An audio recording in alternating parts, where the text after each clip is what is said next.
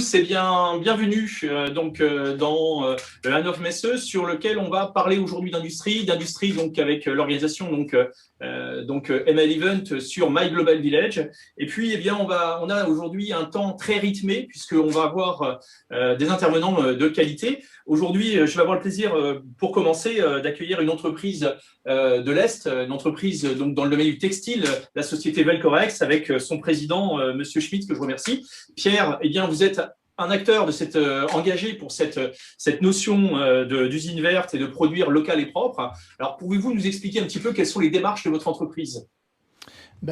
Écoutez, nous, c'est très simple. On a le défi de montrer que l'industrie textile peut être une industrie exemplaire au niveau de l'environnement. Donc, c'est dans nos gènes, parce qu'on est tout à fait conscient de la mauvaise image qu'a l'industrie textile au niveau du coton, de l'eau, les pesticides et tout ça. Mais nous, on a le défi de remplacer le coton par nos matières naturelles qui poussent bien en France et en Alsace, notamment le chanvre, l'ortie et le lin, et qu'on peut faire une révolution textile en intégrant toutes ces matières pour montrer que le textile n'est pas mort et surtout qu'il peut s'inscrire dans les nouveaux matériaux composites biosourcés du futur pour remplacer toutes les fibres de verre et tous les dérivés du pétrole. Donc en effet, aujourd'hui, on le voit, l'industrie du textile, vous en parlez, l'industrie, on n'est plus dans l'industrie germinale, polluante et qui apporte. Aujourd'hui, cette industrie devient noble. Étant un ancien de l'industrie du textile moi-même, c'est vrai qu'on a vu cette évolution, notamment dans l'emploi des matières. Aujourd'hui, l'effet du consommateur, l'acteur aujourd'hui veut consommer un produit sur lequel il y a une traçabilité, sur lequel il y a une qualité. Quels sont les outils que vous mettez en place au niveau de votre entreprise? Écoutez, d'abord la matière première, parce que la matière première aujourd'hui, elle est locale. Moi, je présentais là sur la table à côté de moi, je ne sais pas si on me voit là-dessus, mais voilà, je montre du lin. C'est un lin aujourd'hui qui vient directement de Normandie. Demain, ce sera du chanvre et de l'ortie qui viendra directement d'Alsace. D'accord. Auprès des... Si vous pouvez vous rapprocher de votre micro. On vous entend, mais de loin. Donc, on a bien compris. Non, on a bien compris votre démarche. Sourcée locale. Voilà. Merci bien. Et sourcée locale. Et grâce à ça, et grâce à nos machines, à nos outils, on a un écosystème autour de Mulhouse avec une filature, puisqu'on a réhabilité une filature qui a disparu depuis 20 ans. Donc, on a réhabilité une vraie filature de lin qui est aujourd'hui opérationnelle. Et grâce à Schlumberger, notre partenaire qui est leader mondial des machines de filature. Et on voudrait vraiment démontrer à tout le monde qu'aujourd'hui, on peut reconstruire une belle industrie verte grâce à tous les atouts que nous avons, parce que nous sommes leader mondial du lin. La France produit quand même 80% de la production de lin textile au monde. Donc, on a un gisement absolument incroyable et en plus de ça, un gisement tout à fait écologique et qu'avec ça, on peut tout faire. On peut faire un jean en lin en 100% en lin. On peut faire des serviettes, des torchons en 100% lin, comme nos grands-mères le faisaient, avec l'inspiration alsacienne qu'on appelle le Kelch, pour ceux qui connaissent bien l'Alsace. Et puis, on peut rappeler également qu'on n'a pas réinventé le monde, un casque des mineurs de potasse qui ont disparu entre-temps, mais ce casque était fait avec du lin, ce qu'on appelle un composite en lin.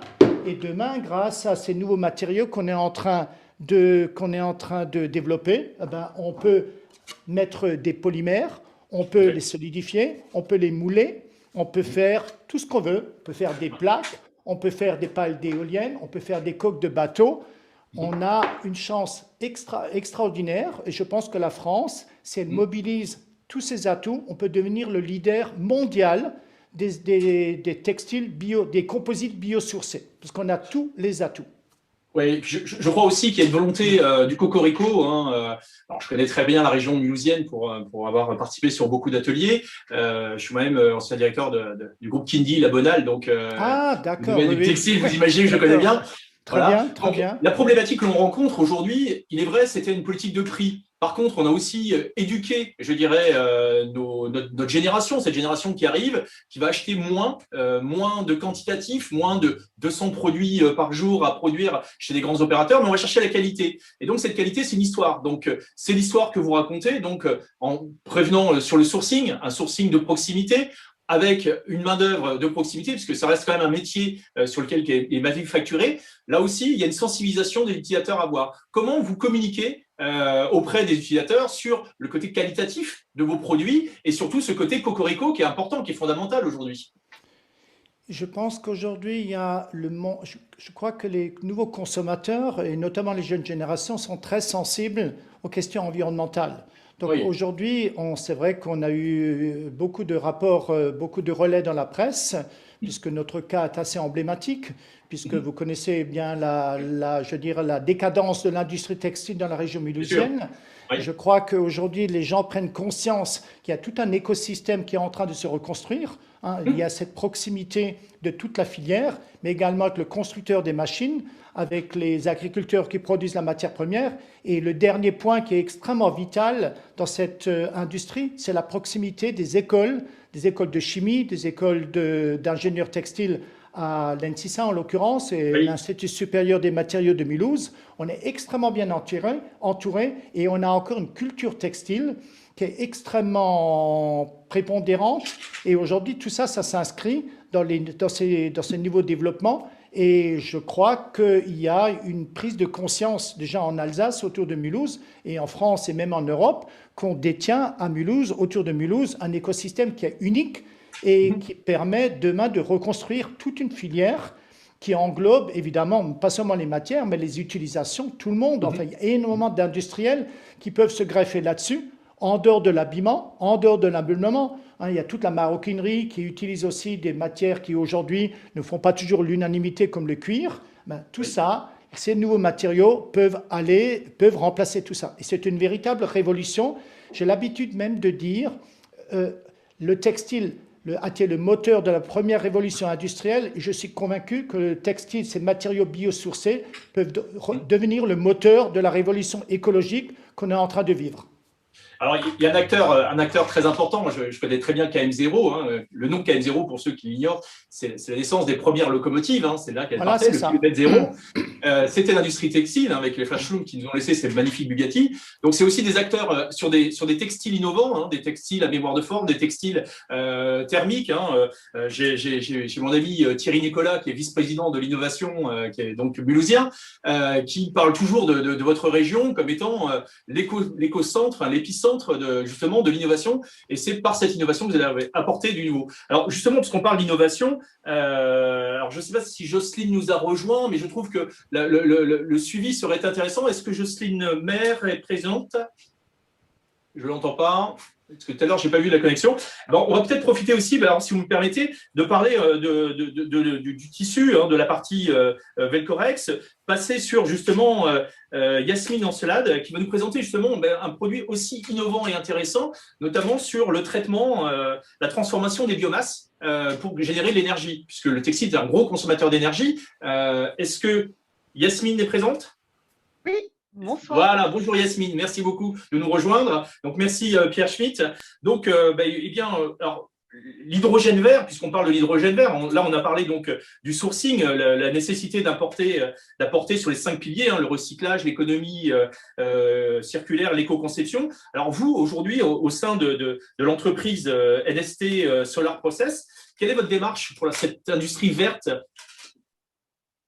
Alors, nous, effectivement, le point de départ est d'avoir à la fois une activité économique et une activité qui contribue à la modernisation de l'industrie et à l'inscription dans les transitions écologiques. Et donc, notre procédé industriel va permettre de transformer tout type de déchets carbonés, donc pas seulement la biomasse. La biomasse, c'est un aspect, mais ça peut être aussi des plastiques, des bouts d'assainissement, vraiment une vaste gamme de déchets carbonés qu'on va pouvoir trouver dans les lieux où on va implanter nos usines.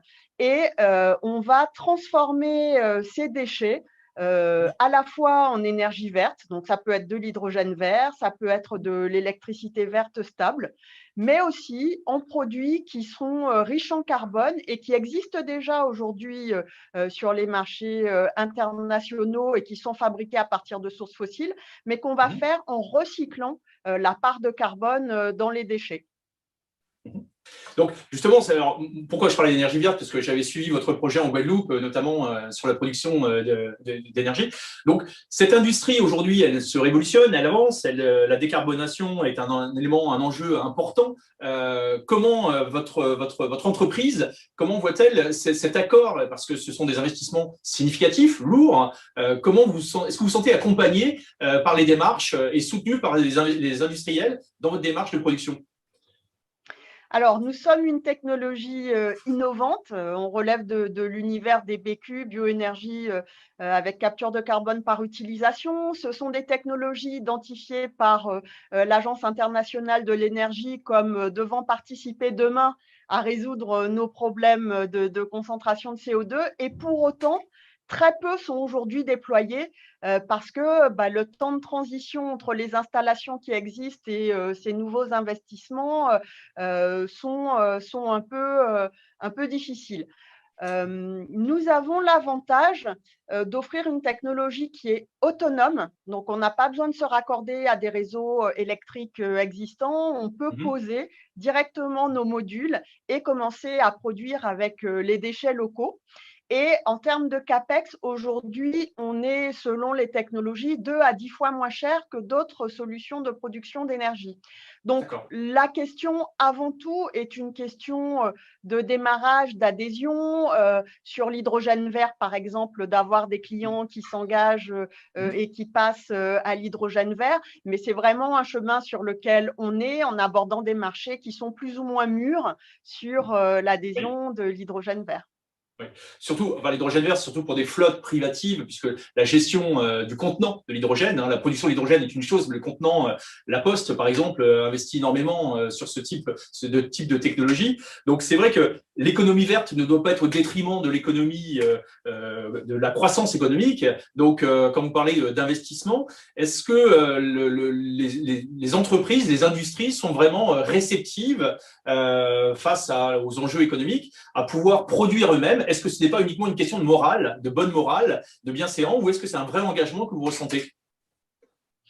Je pense que le discours aujourd'hui, il existe sur la volonté de décarboner. Ensuite, le passage à l'action, il répond aussi de logique d'entreprise. Donc, on a des cycles de décision qui peuvent être relativement longs.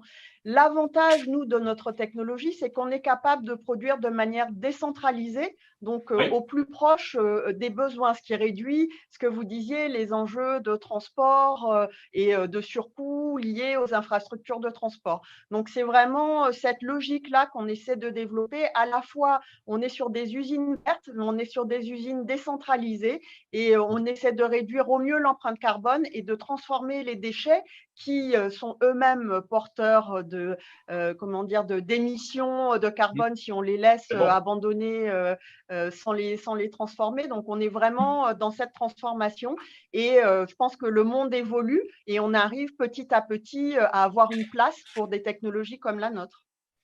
Oui, tout à fait. C'était surtout, la gestion de l'énergie, c'était surtout une démarche politique avant toute chose. Aujourd'hui, ça devient véritablement une stratégie industrielle, une stratégie de marque, et non pas uniquement du marketing. Donc, c'est là, ça devient intéressant. Alors, transition toute trouvée encore cette fois-ci, puisque on a la chance d'avoir Marcel Ragny qui est avec nous, justement, qui est un homme qui, pendant de nombreuses années, gère de l'éclairage et aujourd'hui va vers de l'éclairage intelligent. Alors, Marcel, merci beaucoup, Yasmine. Marcel, est-ce que vous avez, un petit peu une vision, cette vision de la démarche de cet éclairage qui est un facteur très important pour les villes dans le domaine de la Smart City, mais comment aujourd'hui l'entreprise a évolué vers cette industrie, vers cette production industrielle? Écoutez, nous, la RSE était un acte fort chez nous depuis de nombreuses années, parce qu'on s'est aperçu qu'en faisant de l'écologie, on arrivait à gagner de l'argent. Donc au départ, c'était un souci économique, et c'est là-dedans qu'on s'est engagé. Et au travers de la RSE, on s'est engagé sur l'écologie et donc sur la transition énergétique au sein de l'entreprise, en la modernisant, en faisant de nouveaux bâtiments, en faisant de nouvelles isolations, en changeant des fours qui étaient énergivores, en remplaçant tous les éclairages qui étaient très énergivores. Donc, on avait une facture d'électricité qui était très importante. Et par la même occasion, on s'est aperçu et on est rentré dans ce mouvement concernant toute notre clientèle, puisque on livre des mairies, des communes, et puis bien entendu des entreprises, des particuliers, enfin pas des particuliers, mais en tout cas des entreprises, des professionnels. Et c'est bien souvent, c'était dans leur discours, l'électricité. On voyait un éclairage qui éclairait ou qui était en panne, mais par contre, on ne regardait pas trop la note d'électricité. Mais quand ils se sont aperçus que dans une commune, par exemple, l'énergie électrique représente à peu près 40% de leur budget, et qu'on leur a expliqué comment économiser jusqu'à 70% de leurs dépenses, ils ont commencé à s'y intéresser. Alors, bien entendu, je n'ai pas été un précurseur, mais en tout cas, en termes de fabricants, j'ai été parmi les premiers à m'y intéresser fortement. Et bien entendu, l'éclairage a amené une économie d'énergie, mais la Smart City se développant, nous sommes étendus sur des applications qui permettent d'apporter des services autres que l'éclairage. Donc, avant, on vendait uniquement de la lumière. Aujourd'hui, on vend un ensemble d'éclairage, mais je dirais presque que c'est un petit peu comme le téléphone. Avant, on achetait un téléphone pour téléphoner. Maintenant, on a un smartphone qui fait des photos et des enregistreurs. Donc, il y a plein d'applications qui permettent de l'utiliser différemment. Et un client aujourd'hui peut avoir plein de qui se déclinent pour la Smart City. Alors, en effet, voilà. Alors, moi, j'ai le plaisir de vous connaître depuis quelques années, puisque je suis angevin, donc bien évidemment, participer à l'opération Territoire Intelligent avec une association qui est PAVIC, dont le membre fondateur est Vincent Bédouin, donc du groupe, et notamment Stéphane Gervais, directeur de l'innovation. Donc, on connaît bien les produits, on a expérimenté ces produits d'éclairage, puisque c'est ce qui a permis. Aujourd'hui, les villes se sont emparées, puisque ce n'est plus uniquement une pollution lumineuse, vous l'avez dit, c'est surtout aussi une gestion, c'est-à-dire que les nouveaux éclairages sont des éléments importants. Les mâts deviennent aussi des mâts intelligents, c'est-à-dire ce sont des outils, c'est une emprise au sol, et ils deviennent intelligents. Je travaille avec la société Petit Jean, donc qui sont aussi des fabricants de mâts. Donc aujourd'hui, on a bien compris que l'éclairage, ce n'est pas uniquement de la diffusion de lumière, c'est aussi un environnement de pollution pour la faune. C'est un environnement d'économie d'énergie qui est très important, et ça doit être un événement aussi, un éclairage intelligent. C'est-à-dire qu'on ne déclenche plus suivant des plages horaires, mais en fonction du besoin et là où il y en a besoin. Donc, cette gestion d'énergie, les politiques se sont accaparées avec la Smart City. Enfin, la Smart City, c'est depuis 2006, mais aujourd'hui, le vrai challenge, ce sont les propositions des industriels que vous êtes. Donc, dans votre démarche, qui est plus qu'une démarche politique, c'est aussi une démarche de vouloir réduire notre empreinte carbone. Donc, vous êtes à point nommé dans cette émission. Comment vous avez dynamisé ces équipes autour de vous, vous êtes passé du stade de l'industriel métallurgiste aux fournisseurs de services adaptés, en fait, pour les collectivités? Alors, on s'est adapté en fonction des demandes, parce qu'en fin de compte, notre métier, qui était l'industrie, c'était vraiment le métal, et on s'était aperçu qu'on fabriquait des luminaires, donc avec une technologie sur laquelle on mettait un design. Le design est devenu moins important pendant une période, et de design, on nous a demandé d'apporter de l'éclairage intelligent, de l'éclairage économe, rajouter des options qui permettent d'avoir un candélabre qui peut servir de vidéosurveillance, qui peut servir de point d'urgence géolocalisée, de caméra de reconnaissance faciale, etc., de prise USB pour recharger un téléphone. Et plutôt que d'avoir un poteau et plein de mobilier urbain différents qui apportent plusieurs technologies différentes, on essaie d'intégrer au maximum au sein de nos produits de plus en plus de technologies, ce qui permet de ne pas avoir une forêt de poteaux au milieu de la commune et au bord, et de rendre vraiment un service. Alors, toutes les demandes nous sont venues petit à petit par nos clients. Et bien entendu, notre entreprise, qui était vraiment énormément basée sur une production métallurgique, devenue, en interne, on a fait un bureau d'études qui s'est étoffé et qui aujourd'hui a plus de 25 personnes, et avec de la recherche permanente, de trouver toujours les produits. Alors, on est bien entendu, on n'est pas toujours à l'innovation même, mais là où on devient innovant, c'est en intégrant des produits qui sont pour le public et en l'intégrant au projet de mairie, de région ou de l'État même directement. On travaille beaucoup sur le Grand Paris. Et pour parler d'économie d'énergie, vous qui êtes angevin, nous avons une filiale à Beaucouzé, candélabre solaire, la société Novea Énergie, qui fait du candélabre solaire et qui est très performante. Et aujourd'hui, vous voyez, c'est même plus 70% d'économie d'énergie qu'on peut réaliser, mais c'est 100%. Donc, il n'y a plus de compteur, il n'y a plus d'abonnement et il n'y a plus d'énergie dépensée. Donc, vraiment, on est tout le temps dans la recherche de l'innovation avec des garanties de plus en plus fiables. Bien entendu, vous parliez tout à l'heure de Cocorico, mais je suis un fervent défenseur de la marque du Made in France, enfin, en tout cas, de la Fab, en tout cas. Et c'est vrai que je fais du Cocorico depuis des années, parce que je reste persuadé que la main-d'œuvre française reste une des meilleures et qu'on peut, de notre pays, en travaillant intelligemment, en restructurant et en ayant de plus en plus de modernité dans nos industries qui étaient un petit peu les industries sales. Hein, c'était la punition d'aller travailler dans l'usine. Aujourd'hui, travailler à l'industrie. Vous savez, quand on était petit, on nous disait si tu ne travailles pas à l'école, tu iras travailler à l'usine. Dans l'usine. Aujourd'hui, il y a plus dans une industrie, dans une usine. Et il n'y a pas que des métiers sales, il y a des métiers très passionnants. Et donc, on se développe vraiment sur l'ingénierie pour rechercher toujours le meilleur, le plus économique, le plus propre, faire de l'éco-conception sur des luminaires qui pesaient avant entre 15 et 20 kilos et qui en pèsent aujourd'hui entre 4 et 7 ou 9, moins de matière, moins de pollution et ainsi de suite. Bien sûr. Alors, Nova Énergie, oui, que je connais très bien, parce que je les accompagnais à Angers Technopole à leur début. Donc c'était des précurseurs hein, avec le syndicat intercommunal. Alors, transition intéressante, puisque vous me permettez, Monsieur Rani, donc ce n'est plus un effet de mode, mais la mode est aussi consommatrice d'énergie. Alors pour ça, j'ai le plaisir, puisque donc j'ai Jocelyne Maire, je vous remercie, Jocelyne Maire qui vient d'arriver et justement qui est là pour nous parler un petit peu de l'industrie de la mode qui peut être très consommatrice, puisque c'est un cycle de recours. Alors Jocelyne, est-ce que vous êtes connectée cette fois-ci?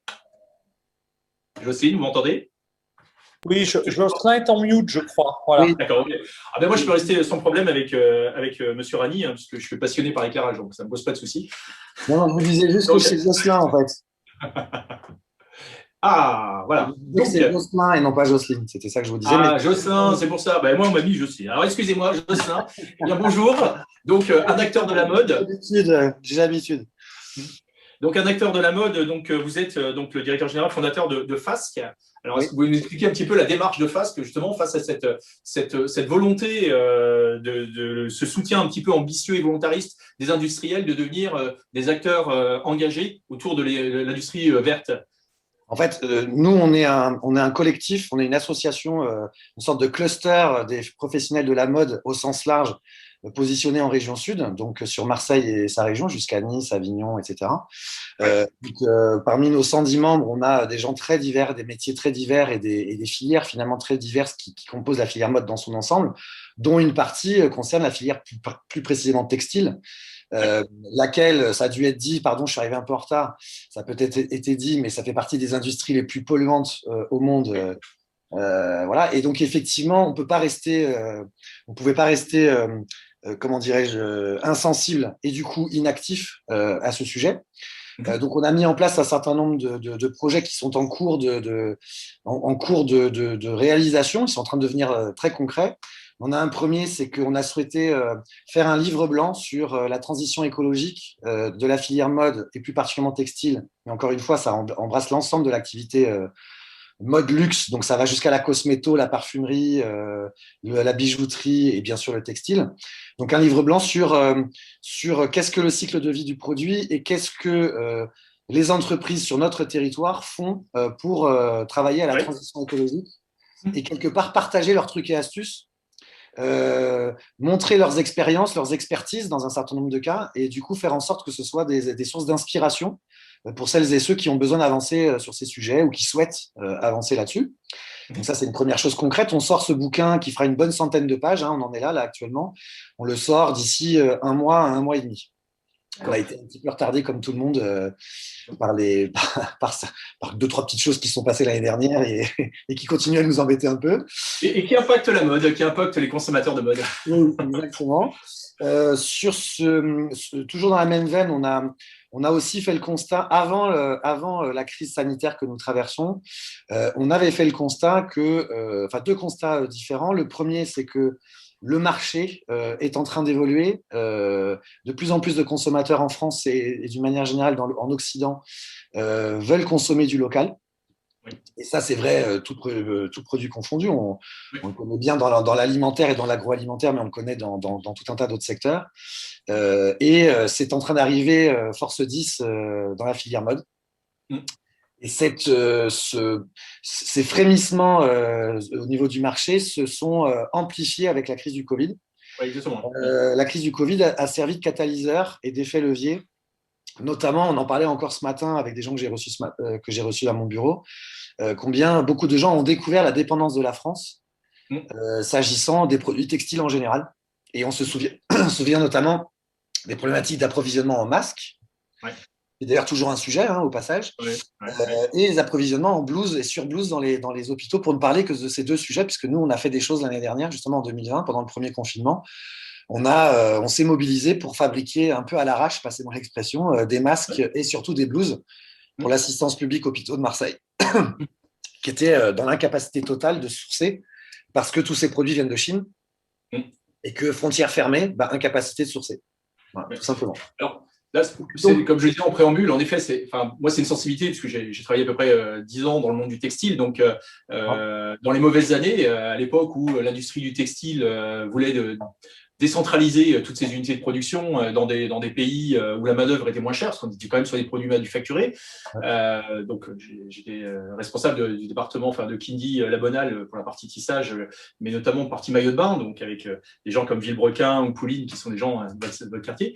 On voit aujourd'hui surtout un grand retour du textile, c'est surtout l'acte d'achat. C'est-à-dire qu'aujourd'hui, les consommateurs, et ce sont bien des acteurs, l'effet Covid a accéléré cette tendance, hein, on l'a vraiment accéléré, c'était déjà bien engagé. La notion de RSE, ce que je partageais avec Monsieur Rani, le cocorico, hein, on a toujours eu ce cocorico parce qu'on veut garder nos industries, et aujourd'hui cette dépendance. Donc c'est surtout qu'aujourd'hui on va avoir une traçabilité, et il n'y a pas plus protecteur que le système français sur la qualité des produits. Donc on achète moins, mais on achète de meilleure qualité et peut-être plus adapté. Donc, c'est vrai que le monde de la mode a dû se réinventer. On est venu sur des circuits courts. Donc, on voit émerger beaucoup de jeunes marques aussi. On veut se différencier. On ne veut plus les grandes séries. Donc, beaucoup de jeunes marques, de jeunes créateurs et qui attachent beaucoup d'importance sur la qualité des tissus. Donc, comme le lin, comme vous expliquait Monsieur Pierre Schmitt de l'entreprise Velcorex. Donc, vous accompagnez cette démarche au niveau communication, vous sensibilisez les acheteurs.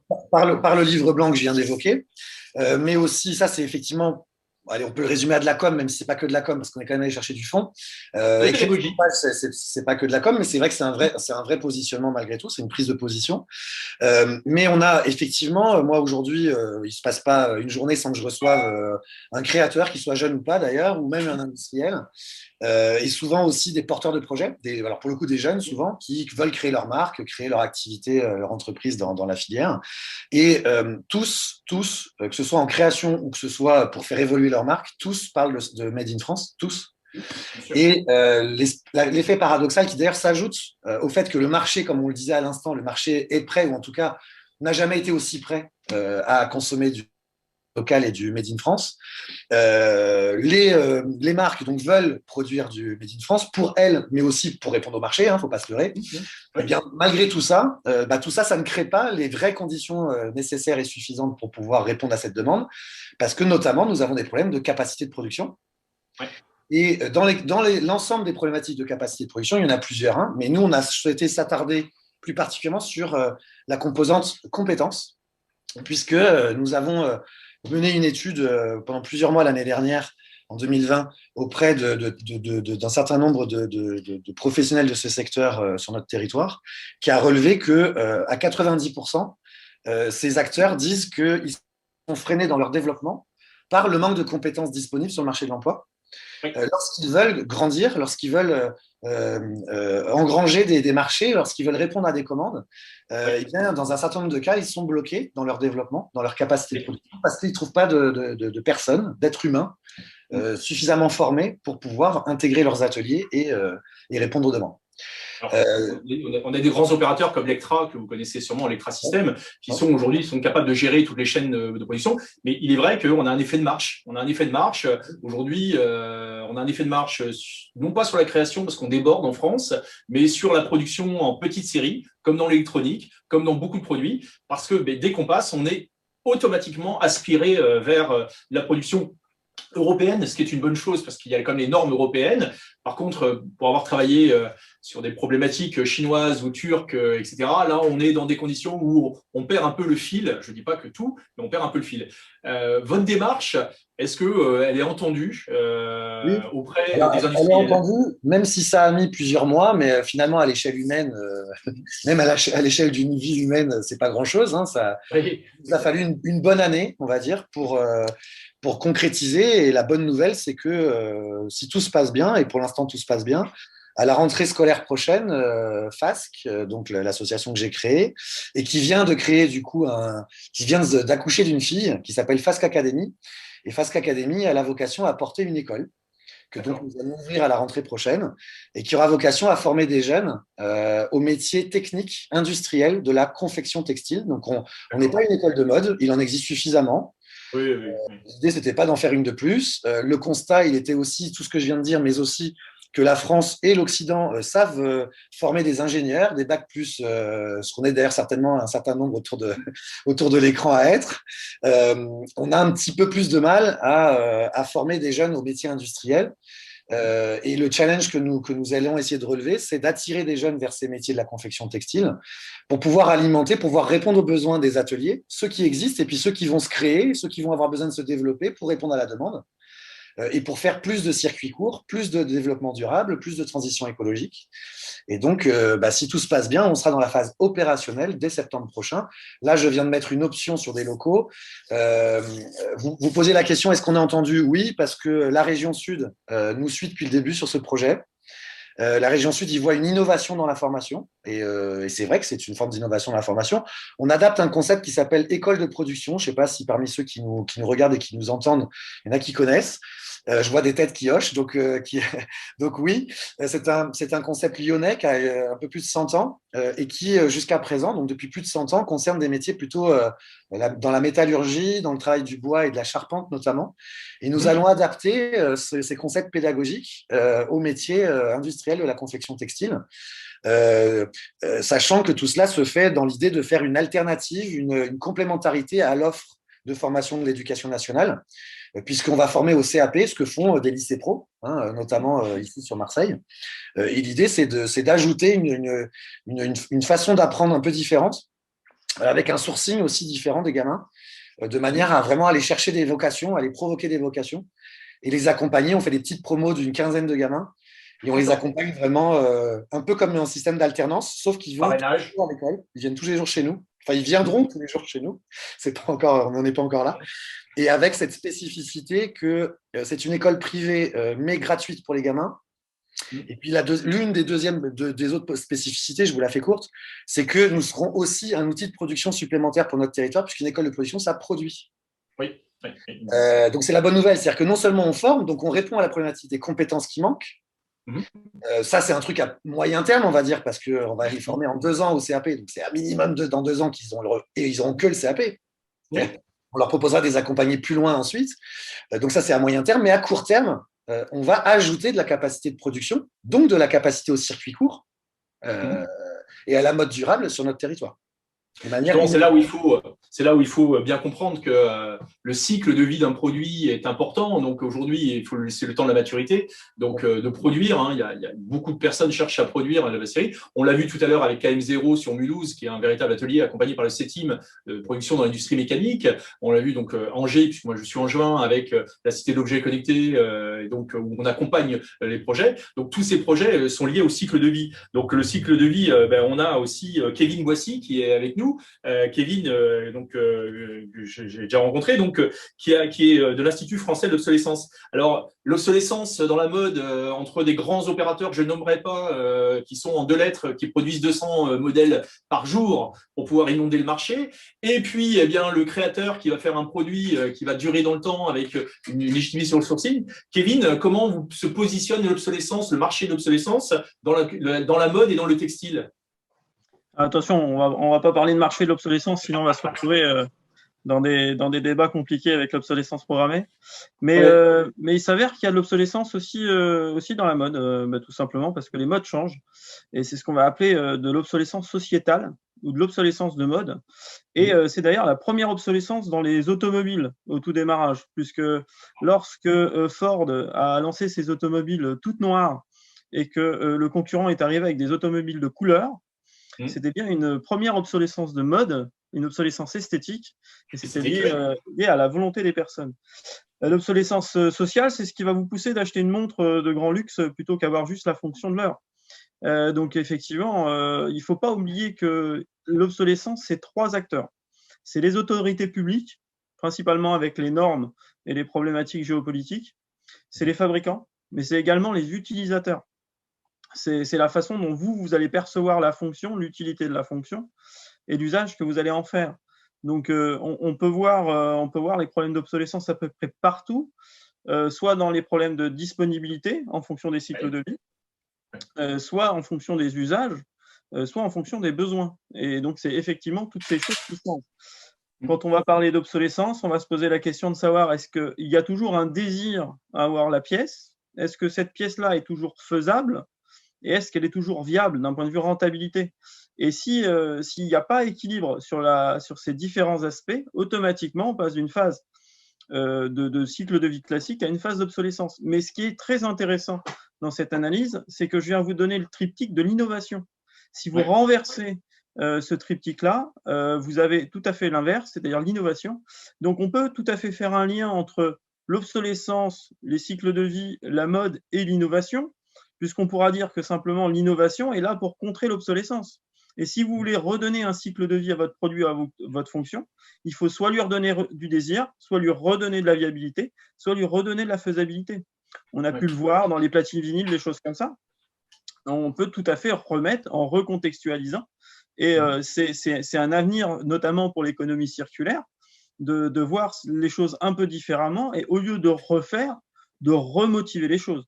C'est-à-dire que d'apporter ces axes de motivation. Alors, tout a un cycle de vie. Un produit qui est totalement rincé, pardonnez-moi l'expression, on n'ira pas remettre 30 fois les mêmes plaquettes de frein dans des voitures. Elles sont finies. Par contre, pour autant, tout ce qui peut avoir un cycle de vie double, triple, etc., doit être réfléchi, en tout cas, d'une manière beaucoup plus durable, beaucoup plus logique. Donc après, on peut regarder la totalité de la chaîne de vie.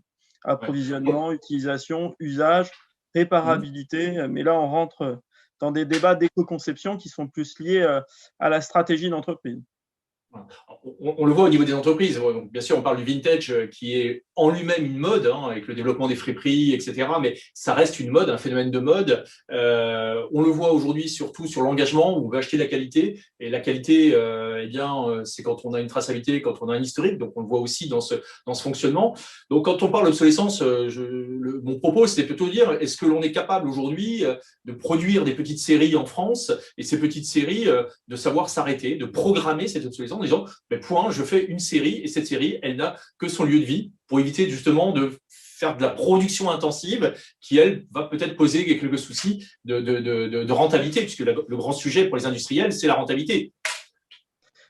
Il va y avoir des modèles économiques qui peuvent être intéressants et qui peuvent se poser la question de se dire, je ne vais fabriquer que ce dont j'ai besoin. Et donc, on va être sur de la fabrication sur commande. C'est ce qu'on fait dans l'automobile quand on parle de fabrication juste à temps. Il ne viendrait pas à l'idée de fabriquer des voitures avant qu'elles soient vendues, en quelque sorte. En tout cas, c'est assez rare. Et on va tirer toute la chaîne logistique comme ça en allant fabriquer à la demande. Mais effectivement, la très, très grosse série, la très grosse masse, globalement, elle est difficile à supporter en termes de main-d'œuvre. Par contre, ce qu'on arrive à voir, c'est que tout doucement, on va avoir en quelque sorte la fonction principale qui va être importée les fonctions secondaires et les fonctions accessoires qui comptent énormément dans nos pays, qui vont être rajoutées et qui, elles, peuvent se faire de manière locale et qui, au contraire, vont coller de plus en plus à l'usage. Et c'est là où c'est intéressant. Plus on colle à l'usage, plus on rend désirable, moins on est obsolète. Oui. Donc, en fait, oui, et plus on est désirable, plus on peut être viable d'un point de vue rentabilité, puisque automatiquement, en augmentant ce désir, on peut augmenter en quelque sorte le prix, et donc la rentabilité, ce qui va nous créer, nous, l'équilibre. C'est là où on dit, je préfère acheter moins, mais acheter mieux. Ça prouve tout à fait le fait qu'on est beaucoup moins dans la consommation, dans la surconsommation, et beaucoup plus dans l'intérêt d'aller chercher des choses qui sont plus qualitatives et qui correspondent plus à l'usage. On est vraiment dans une logique d'investissement. D'accord. Alors justement, ça oblige les industriels à se reformater. Alors, je ne sais pas si M. Schmitt est encore avec nous. Pierre, est-ce que vous êtes là justement pour nous parler un peu des aménagements que vous avez faits, vous, dans votre usine? Comment avez-vous géré cette transformation justement pour pouvoir passer d'un mode de production, on va dire, intensif, avec des matériaux qui viennent loin, à une production locale? Donc, M. Schmitt, si vous êtes avec nous, c'était le rebond. Si vous voulez, à partir du moment qu'on maîtrise tous les éléments de la filière, nous, on est totalement intégrés. Donc, on est dépendant d'aucun acteur du sud-est asiatique. On est dépendant, on est dépendant vraiment d'une filière de proximité. Donc, on maîtrise vraiment tout notre sourcing. Déjà, on le sécurise et on est évidemment totalement traçable parce que, comme ça a été dit, la traçabilité est un élément extrêmement important pour rassurer les consommateurs. Nous, aujourd'hui, on a la chance de pouvoir faire un produit de A à Z en France et dans le local. Et je crois que ça a été dit à un moment donné, on a parlé beaucoup d'innovation, mais je me permets juste de rappeler que l'innovation ne peut se faire, en fonction de mon expérience, que dans la proximité. Il y avait quelques années un article dans les Échos qui disait on ne peut pas innover loin des usines. Et malheureusement, en délocalisant, on a banalisé tout ce process et en se réappropriant toutes les étapes de la filière, on a une vision d'ensemble parce que pour faire un produit, comme je l'ai expliqué avant, il faut connaître l'origine, la transformation du fil, la transformation du fil en tissage, ensuite la finition et tout ça. Et lorsque vous avez tous ces outils de la proximité, c'est un véritable bonheur. Et c'est là qu'on peut vraiment se laisser aller et imbriquer tout ça ensemble et être maître du processus d'innovation. Moi, je donnerai juste un exemple. Je vais remonter à Blaise Pascal, vous voyez, au XVIIe siècle, qui disait « Plutôt que de savoir tout d'une seule chose, il vaut mieux savoir un peu de tout ». Et c'est le secret, c'est de savoir un peu de tout. Parce qu'aujourd'hui, vous avez des spécialistes d'une certaine étape en fonction de l'histoire de la société, en fonction du phénomène de délocalisation, mais on ne maîtrise plus l'ensemble. Et je crois que ça, c'est le secret de l'innovation, c'est de maîtriser toutes les étapes du métier dans la proximité. C'est là, vous avez les clés, les outils pour faire une véritable innovation. Et on est en train de redécouvrir vraiment cette puissance dans la proximité. Je donnerai juste un exemple. Lorsque vous avez une bobine de lin, parce qu'à un moment donné, il faut faire que ça sorte, une bobine de lin qui sortait d'une filature avant qu'elle soit toute fermée dans les années 2000, il y a 20 ans, c'est exactement la même que la bobine de lin qui vient aujourd'hui des pays de l'Est, de Pologne ou de Chine. Il n'y a eu aucune évolution. Et depuis qu'on a cette filature, depuis qu'on a tous les outils, on a fait des progrès en l'espace de quelques mois gigantesques. Donc c'est la preuve que l'innovation se fait dans la proximité et en incluant toutes les étapes du métier. Et ça, c'est un véritable bonheur. C'est très puissant comme effet de levier. Là, justement, c'est un petit peu le propos que l'on avait avec Marcel Ragny. Justement, Monsieur Ragny, vous avez toujours construit en fonction du carnet de commandes de vos clients, qui sont principalement des collectivités, principalement, ou de l'éclairage au travers du B2B2C. Donc, alors vous, Monsieur Ragny, cet accompagnement, cette innovation, est-ce que dans l'électronique, contrairement au textile, est-ce que vous pouvez l'avoir sur place et autour de vous? Alors, concernant l'électronique, une partie de l'électronique, oui. J'ai la chance d'être dans le sud, à Nice, et d'avoir Sophia Antipolis juste à côté. Oui. Comme une pépinière de personnes innovantes et qui sont très axées électroniques. le souci qu'on peut avoir aujourd'hui, c'est qu'on n'est pas de filière LED en France, ou du moins en Europe. Et donc, on est toujours obligé de passer par les pays asiatiques. Donc ça, c'est vrai qu'on se bat, moi en étant vice-président du syndicat de l'éclairage, on est tous vent debout sur le fait que lorsque notre président a dit qu'il fallait redonner une souveraineté à notre pays, et il fallait, au moins à l'Europe, et il fallait redonner du dynamisme à l'industrie, on essaie un petit peu d'être les moteurs, en tout cas les initiateurs d'un développement de la filière LED pour pouvoir intégrer dans nos luminaires des produits un peu plus propres, un peu plus proches de nos sites de production. Donc, on ne peut pas faire de la proximité avec tout. Par contre, moi, c'est certain que de par ma taille, qui n'est pas non plus une entreprise gigantesque, puisqu'on a 120 personnes, mais autour de nous, on a beaucoup de sous-traitants fidèles et historiques, certains qui ont 20 ans, mais d'autres qui ont 40 ans d'histoire avec nous et qui sont toujours là, proches de nous et qu'on a tiré vers le haut par rapport à nos besoins, au même titre que nos clients nous demandaient toujours de la nouveauté et de l'innovation, et puis maintenant le développement durable qui va avec, et donc l'écologie. On les a fait grandir avec nous, que ce soit par l'ISO 14000, que ce soit par des audits suivis et répétés tous les ans, des vérifications. Donc, on garde autour un noyau de chefs d'entreprise qui crée vraiment une richesse sur le secteur PACA, parce qu'on a tous les métiers autour de nous, que souvent on va chercher très loin.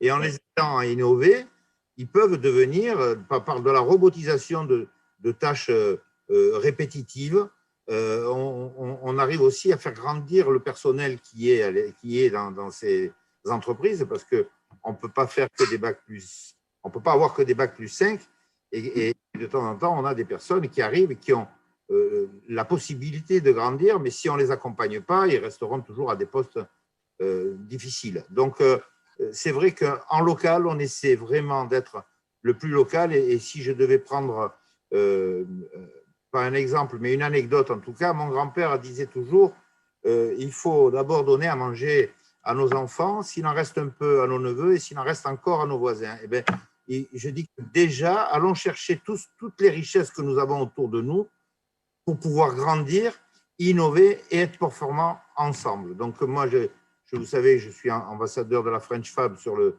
département 06.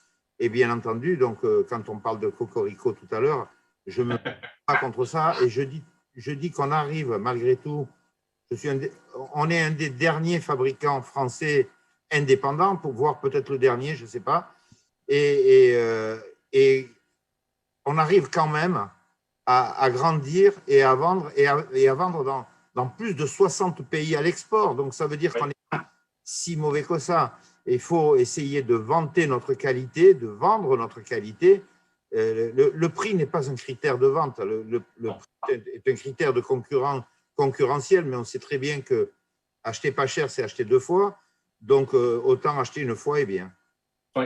Alors, sans rentrer dans un système bien évidemment de protectionnisme économique, hein, quand on parle de Cocorico, c'est juste, je dirais, c'est l'analyse Pestel, c'est de se dire à un moment donné, il y a une question à se poser, ou au moins une vision à avoir, c'est se dire, bien, si je peux privilégier un environnement avec une production française, avec un savoir-faire français, à conditions économiques, aux conditions technologiques, etc., je pense que c'est aussi une démarche que beaucoup de la nouvelle génération ont. C'est-à-dire qu'aujourd'hui, on va plus aller discuter avec quelqu'un qui est au bout du monde avec les réseaux sociaux lorsqu'on connaît pas notre voisin. C'est aussi toute cette démarche qui a été accélérée par notre crise, hein, bien évidemment, cette crise sanitaire, mais elle était déjà enclenchée. Donc, les démarches de RSE, les démarches de construction et surtout de la formation, puisque eh bien, nos salariés aujourd'hui, vous l'avez dit, en effet, je vois une publicité en ce moment de notre ami Vincent Bédouin qui dit les grandes ambitions ont commencé par déjà un premier stage. Je crois que c'est un peu ça aussi, c'est de trouver cette jeunesse et puis de lui donner un peu des perspectives et lui donner la capacité de pouvoir réussir.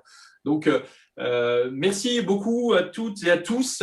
Je crois qu'on a fait un petit tour, donc là je suis toujours le maître du temps, vous m'en excusez, mais je pense qu'il était important de pouvoir exprimer, sachant que bien évidemment vous retrouverez sur la chaîne YouTube sur Ville Intelligente Mag, donc toujours continuez à nous suivre pour là cette fois-ci à Hannover-Messe avec ML Event, mais notamment tous les événements autour du Global Village. Le Global Village, c'est une action des industriels, des acteurs de l'économie, mais surtout une ambition un peu grande de tous travailler ensemble et aussi ce collaboratif que l'on sait bien faire à la française quand on veut le lancer.